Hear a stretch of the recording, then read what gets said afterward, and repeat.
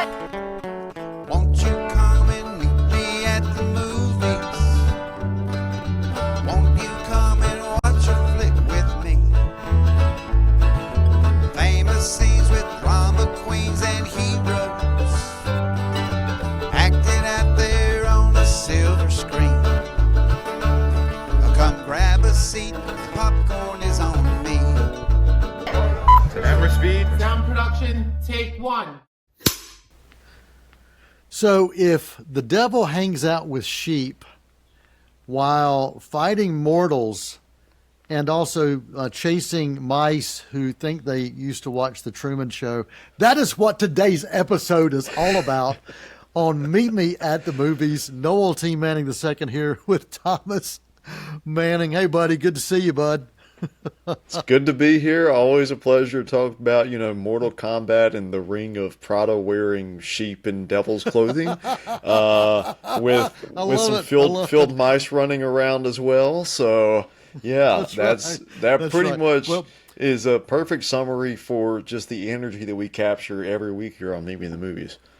So that is a preview trailer of what you can expect on this episode. Now, Thomas, we do have some guests we hope are going to show up. We'll see at the bottom half of the show. Douglas Davidson, we're hoping, will be here along with his old buddy, Daryl Manziel, the Cinnamon. We're hoping they're going to be back and talking about a couple of films for us after the break. But before that, I want to talk about the double feature you got a chance to check out, Devil Wears Prada and its sequel. You'd never seen that before, and you got a chance to do that with your sister, who was visiting during Mother's Day weekend not too long ago. And we're also going to talk about a new Hugh Jackman film that's got a lot of sheep in it. So I'm excited. Tell me what you got going on, man. Yes, so I had never seen the original Devil Wears Prada, which came out in 2006, which is 20 years ago now, but it was one of my sister's very favorites growing up. It was, a core text for her, but just at that time that it came out, I think I was too busy learning how to read to really get into The Devil Wears Prada. Still learning that. I actually never really did learn, but I know how to watch movies, so that was my I found my home there. But okay, so going back to the original, it was based on a novel by Laura Weisberger, and it was based on her experiences as an assistant to Anna Wintour when she was at Vogue. And I think you've bumped into Anna Wintour a few times in the past, or maybe just one time in the past. But, so the Meryl Streep character in this is kind of, loosely inspired by Anna Wintour. And we're not going to say anything negative about Anna. And I think she's kind of gone on the record saying, hey, it was an honor to have Meryl Streep portray a version of me. But let me just say, Meryl, in this portrayal of this, somewhat sensationalized character, truly terrified me. I fully believe that she could take on Thanos or Doctor Doom or Darth Vader or the Emperor just single-handedly, just with the stern talking to. I'm pretty sure she could take them down.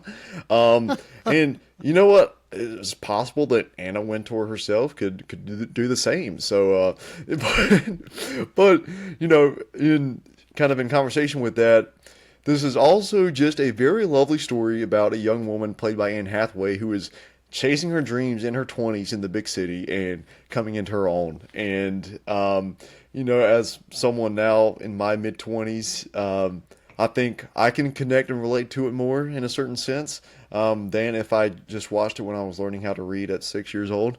So now, coming around to, I think this was the perfect time for me to discover this film. And a few notes just on the first one. It was really funny watching this and seeing just how much Christopher Nolan has borrowed from some things in this film, specifically when it comes to his movie The Dark Knight Rises. Of course, you got Anne Hathaway. There's another character actor named Daniel Sunada in this. And then there's also a sequence toward the end of this film where there is a nod of acknowledgement across a busy square at the end of the movie, which, if you've seen The Dark Knight Rises, you know that nod of acknowledgement between Alfred and Christian Bale as Bruce Wayne. all of that is there in The Devil Wears Prada. And also, to add further credence to that theory, Christopher Nolan himself, he was on Stephen Colbert a couple weeks ago talking about The Odyssey coming up, which The Odyssey also features Anne Hathaway. So, as she comes up in conversation, Colbert asks him, "Hey, Chris, have you seen The Devil Wears Prada 2 yet?" I think he kind of jokingly threw that out there, and Christopher Nolan was like, "Why, yes, I saw it last night. It was absolutely fabulous." So, Awesome.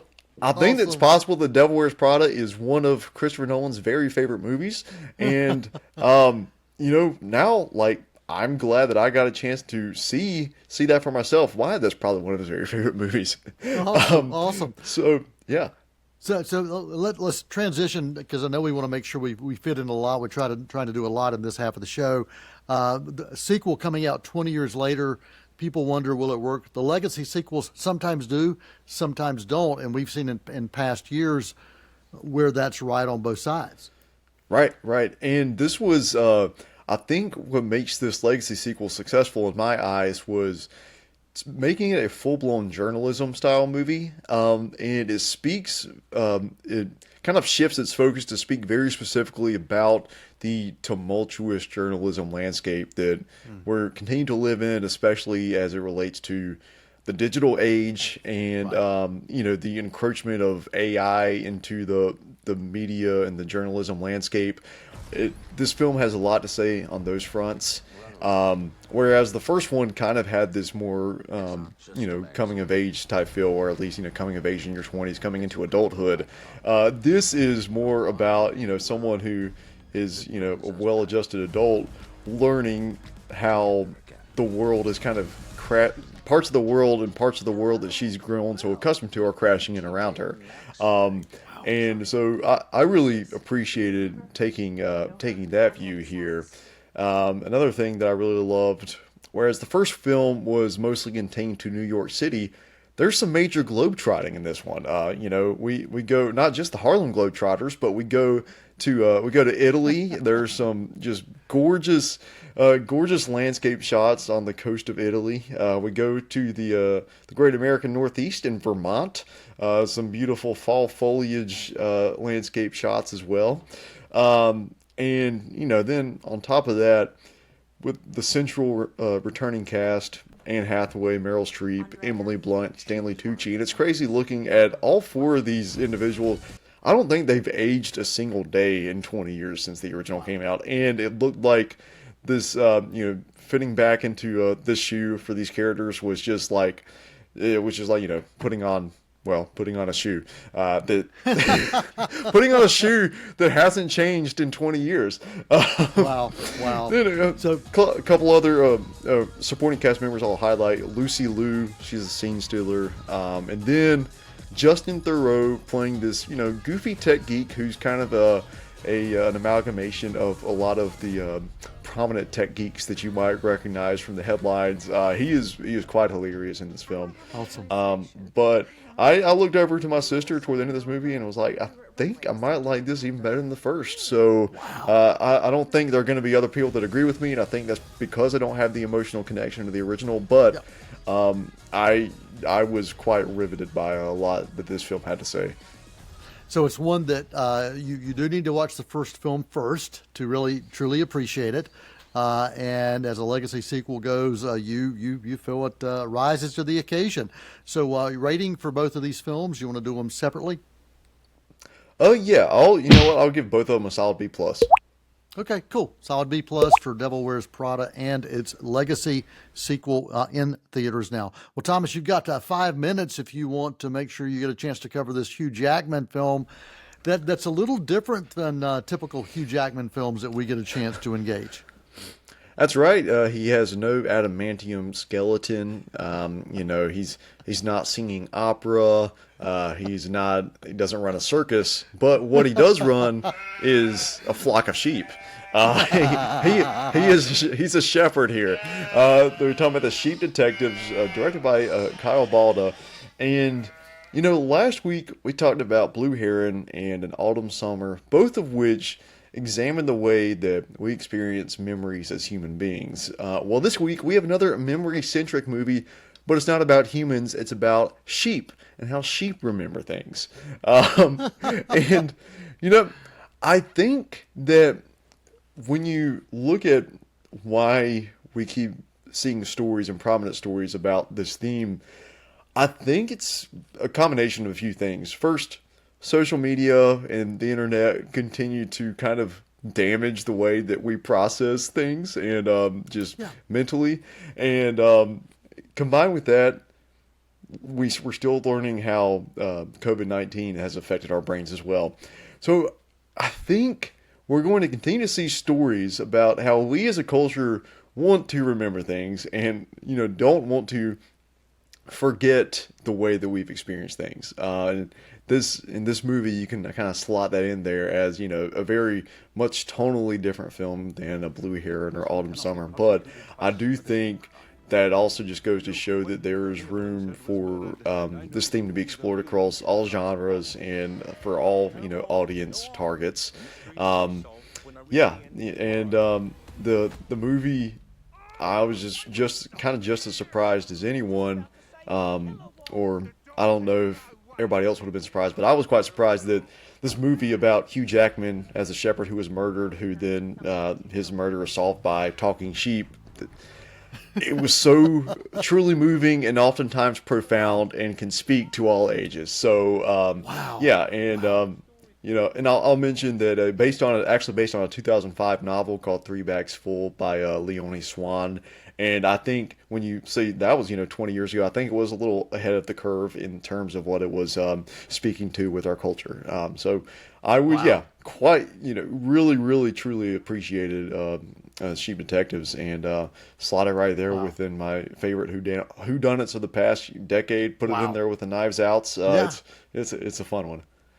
Well, I know when I saw the trailer for the first time, I said, "This is Knives Out with sheep," and you're saying that that's pretty much kind of where we are with this.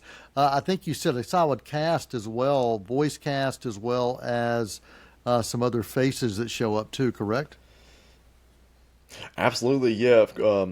The cast, a combination of voice roles in live action: Emma Thompson, Brett Goldstein from Ted Lasso, Bella Ramsey, Hong Chow, Regina Hall, Sir Patrick Stewart, Julia Louis-Dreyfus, and then also Bryan Cranston. He gives a voice performance here, which I think is just as good as any live action acting he's ever done. So awesome. He is quite fantastic. And then real quick, Nicholas Braun. I think he's the kind of actor who was made to interact with puppets or CGI characters. He played Jim Henson in the Saturday Night movie a couple years ago, and I think we just need to put him in like a full Muppets movie or something, and he would that would just be his wheelhouse. So awesome. So Thomas, your rating for The Sheep Detective, also in theaters now. That's right, Sheep Detective. I'm going to give it a solid A-. Wow, solid A- in theaters now. You can check that out, and appreciate you guys spending time with us. After the break, Thomas, we're going to let you go spend some time watching some more movies, and we're going to come back and we'll have Daryl Menzel. At least we hope we will, and Douglas Davidson. We're hoping both of those will show up. I've got to get them on the satellite link during this intermission, so let's see if we can make that happen. Stick around. We'll have more of something right after this. Won't you come and meet me at the movies? Won't you come and watch a flick? Want to stay connected to everything happening at Cleveland Community College? C19's monthly show In the Loop brings you the stories, updates, and the highlights that matter most right from campus. From program spotlights and upcoming events to alumni interviews and college updates, In the Loop keeps you informed and engaged. Catch home game schedules for all CCC athletics, plus fun and meaningful conversations with the Yeti along the way. Whether you're a student, employee, alumni, or supporter of CCC, this is your inside look at life on campus. Tune in monthly on C19 and stay in the loop with Cleveland Community College. Hi, I'm Tim Foster, your host for Blue and Bold Monthly right here on C19 TV. Get to know the coaches and student athletes of Cleveland Community College Athletics on Blue and Bold. We go in depth as we discuss cross country, track and field, volleyball, baseball, men and women's basketball, and softball. Catch Bull and Bold airing on C19 TV and online at c19.tv. Won't you come and meet me at the movies? Won't you come and watch a Well, welcome back to Meet Me at the Movies. I am Noel T. Manning II, and as promised, Daryl Manziel is here. He is in the house, and we're gonna be having some fights today. I'm very excited. There's some energy going on. The one part of the Cinnamon here now. Coming up shortly after this, we're going to have Douglas Davidson joining us as well. So, and I will say this, I did not read Douglas's full review because I didn't want to be tainted, but I did read enough about what he said about this Mortal Kombat film that we're going to talk about. It made him angry. And so I said, I got to leave it there. I got to talk to Daryl. I got to get Daryl's thoughts on this, and then we'll see what goes on. So tell me about this. It's a sequel to Mortal Kombat, correct? That's right. It is a sequel to 2021's Mortal Kombat. I believe it was one of those debut straight to HBO Max is one of those releases that happened that year. That movie, good, not great. Went into Mortal Kombat 2 hoping for some improvements, something a little bit better than the first movie. We didn't get that, unfortunately. It leaves me confused as to why these filmmakers seem to have a hard time cracking the code to a Mortal Kombat movie when it from my simplistic view, it seemed like a fairly straightforward story. But this one, it didn't have the life to it. The action scenes didn't quite do it for me. For a movie that is about a tournament to save Earth, there's not a whole lot of tournament going on in this movie. They kind of flash to it every once in a while, but there's way too much stuff going on in the background. And for my tastes, and it might just be a personal thing, not enough tournament. I don't think some of the casting works. The decision to frame this around Carl Urban's Johnny Cage, I didn't think it was a great cast when it was announced. I'm always one to keep an open mind, see how things go. I never want to discount just off of casting. We all collectively have seen how that can backfire. But then walking out of the movie, I know that was not the role for him. I'm not sure. There's just a lot of question marks in this movie for me. So, were you angry like Douglas was, or were you just kind of mystified? Yeah, mystified. It was a lot of just being confused at the decisions being made in this movie. Damn. I was, but back in, I'm an 80s baby, so when the 90s came along, I was the target demographic for Mortal Kombat. So it was either like half the friend group, you were a Mortal Kombat guy, you were the Street Fighter guy. I was a Mortal Kombat guy, so I'm willing to give a good bit of leniency to these movies. But just confused. The effects looked not as polished as they could be. Some of the makeup wasn't up to the standards of what I would want out of a big budget action movie. It just all around confusion on the decisions made behind the camera is what I come down to. Confusion bordering towards anger, but not quite full anger like Douglas. So let me ask you, was this Earth even worth saving? Was it even worth having a tournament for?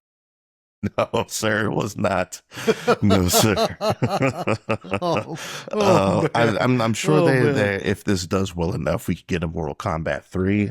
They kind of set that up at the end of let's go get some more fighters and champions. So usually it's like the fool me once, shame on you, fool me twice, right. Shame on me. But I'm gonna give them one more shot because I feel like they're there, but they're not quite there. Okay, there's a lot to be left on the bone with these movies, and I think maybe a third crack at it might get it there. For my personal opinion, the 95 version of Mortal Kombat still stands as the superior version that we've gotten thus far on screen.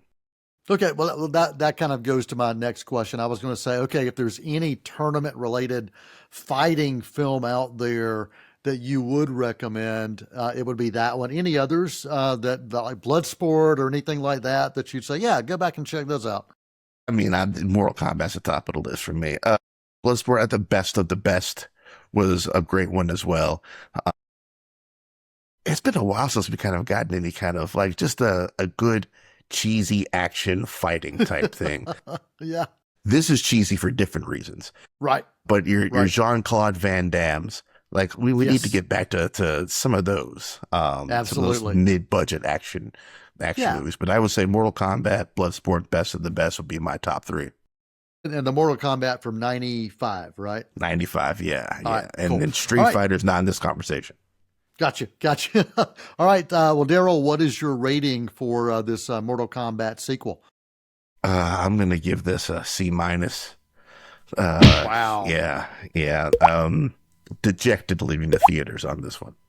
All right. C- for Mortal Kombat. The sequel in theaters now. Wait or just don't watch it at all. Douglas will be joining us right after this quick little interlude. I'm going to have a little wardrobe change. We're going to come back. And Daryl, thanks for joining us, buddy. Really appreciate you, man. I appreciate you having me on as always, Noel.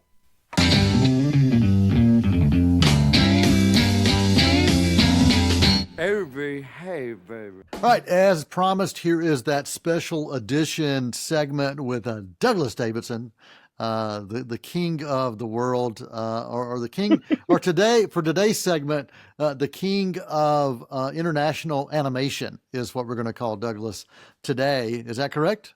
I'll take that because King of the World didn't work out so well for the last guy who said that as related to movies. Don't end up like that guy. No, we don't. But let's talk about this animation, man, that's been making the festival runs. And tell me the name of it because I want to call it Decorado. But it's something else, right? It's Decorado. It's the new. I was close. You were. Specifically with the way that the film goes, the intonation is important. Okay. It's the new Albert Vasquez film. This is the filmmaker that did Bird Boy, The Forgotten Children, as well as Unicorn Wars. And I want to be very clear here. Just because this is an animated film does not mean that it's a family film. His films previous to this were not at all family films. It's being distributed by G-Kids Films, and they do for all ages. So you've got Belle for the young adults. You've got First Slam Dunk and Blue Giant for younger audiences. Although Blue Giant is more of a jazz film, so I don't know how much younger audiences will enjoy that. This, however, is not like that. This falls more in line with Unicorn Wars and Bird Boy. Vasquez really does have a way of telling stories using animation that would be more difficult to do in live action. To be clear here, this was co-written by Vasquez and F. Xavier Manuel. This is, I believe, the first time he's had a co-writer on one of his projects. And like the other two I mentioned, this did start as a short film that was then expanded. It tells the story of Arnold. He's an unemployed mouse who has been looking for work. His wife, Maria, she's an animator. Jobs aren't coming in the way that they expect. And everywhere he goes, he is not able to find work. And the longer that this goes on, the more he starts to feel like the place that he lives, which is called Anywhere, might actually be nowhere at all. And the longer this goes on, and suddenly there's a conspiracy, but is it something he's imagining? Is it something that is for real? And if it is for real, what does it mean? And you've got characters that are mice, that are rats, that are carrier pigeons. All of them speak. Some of them you probably don't want to hear from. Mr. Mushroom, who is so sad, and you feel for his little mushroom children who are just want something to eat. The way that this film explores its ideas is very much more straightforward than the previous works. You will know, in the same vein of, say, The Truman Show, what is real and what might not be real, because the question is not what matters. Vasquez, from the very beginning, makes it very clear, gives you a definition for decorado, tells you why the pronunciation is important, why the circumstance is important. It sets everything up for you to know the answer. So it's therefore about the journey, and it's about the ideas that the film explores as it relates to consumerism, as it relates to power structure, class issues, personal ethics, and a number of very complex things in sometimes a silly manner, but sometimes that silly manner is meant to get you to be able to more easily process some very disturbing concepts. So again, not for children, period. But the film has been getting some love, festival circuits, and also been getting some awards along the way. I know Fantastic Fest had some love for it back in, I guess, September. When did you get a chance to check this out? What was it? Was there a Only festival? recently. Okay. Unfortunately not. I was able to screen Unicorn Wars through Fantastic Fest a couple years ago when it premiered there. Unfortunately, they wanted to keep the experience to in theater at the festival, which is totally fine. Have no issue with that. Films, I think, can work at home and in theater, but I absolutely understand the importance of the theatrical experience. But this is the North American premiere on May 15th. And if you are, so many people say that they want to see something original in theaters. This is that. It's going to have some notes that feel familiar, but it's the approach, it's the intention. And let me just tell you, if the Andy Serkis Animal Farm, which I have not seen, did not work for you, go see Decorado. Okay.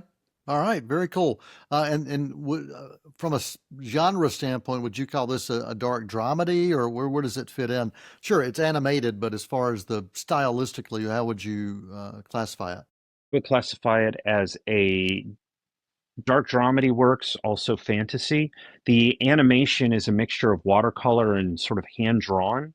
So you almost have this Rats of Nim type feeling, even when it gets to its most surreal, which is Vasquez is really good at blending these things so that the dread of certain characters really does wash over you, and you really get anxious for, well, in this case, Arnold. You really hope Arnold makes it out okay, and whatever okay ends up looking like.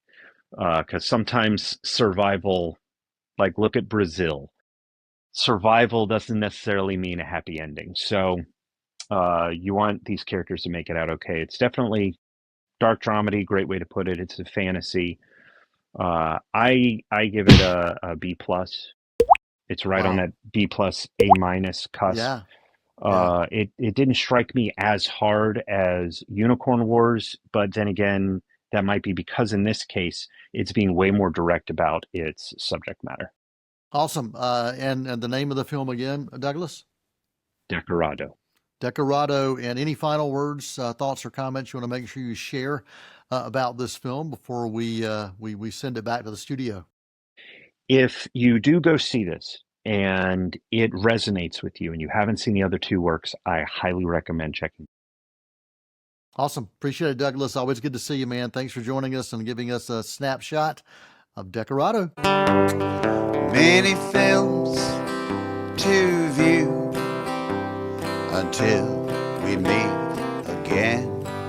Next time we see you, we'll gladly fill you in. We'll tell about the happy and the sad ones. We'll talk about the good ones and the bad ones. Many films to view till we meet again.